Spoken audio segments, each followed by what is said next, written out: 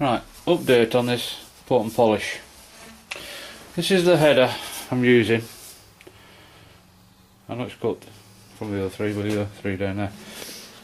I believe it's a race line. It's actually made for a Caterham, a Zetec 2 litre fitted to a Caterham.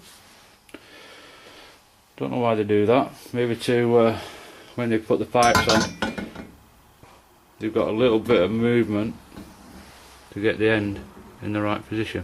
Anyway, that fits. That is number 1 cylinder. So what I did was I made a little template. Here we go, one handed camera work again. I made a template that goes that way. It's only a rough idea, this. So there's a template with the holes, and that is roughly the size of the hole there. So if I transpose that onto the head, and I hold that over the holes, you can actually see now that the exhaust, whoops,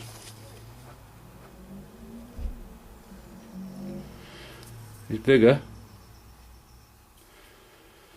That's the exhaust, the white paper. It's actually bigger by that much. So that is what I'm going to take out. Now I do appreciate that when you put the header on, there is a bit of movement on the bolts that way, because they are clearance holes in the actual header itself, or them are clearances.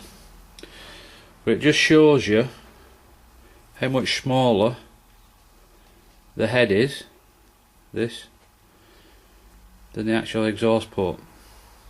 So you can imagine the exhaust coming out of here and then swirling a little bit there. But I'm going to feather that in so it matches the exhaust, and on assembly I'll try and make sure that I get the header bolted on here.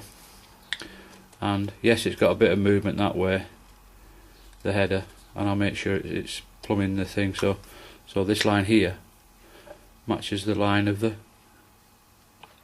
exhaust header. But if I put the just for a comparison, that's if it'll stay there. If I put the, that's roughly lined up where it is, but if I put the gasket on now, you can see how much bigger the gasket hole is as opposed to the header. There you go, can you see that?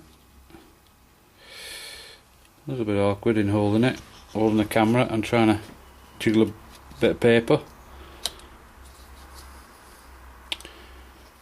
Oh, there you go. Anyway, but you can see how much difference there is between the gasket, the header, and then the cylinder head. So I'm only going to take out this little bit. From my last video, it was massive. It was something, you know, you could actually take out that much. There you go. You could actually take out that much, but like I said in my last video, you're getting very close to, I think that's a water hole, that one. So that goes up inside. So if I took all that out, you'd be getting very close to the to that hole. Don't need to. You only need to take out that little bit so it matches the header. Okay, so that's what I'm going to do. I'll have to make a few more templates, a bit better than the last one. So I can, what I'll do is, on the last one I got a marker pen. I blacked all this out all the way around. Put that down. I'll get my template, line it up hole wise, and with a scribe what I'll do then is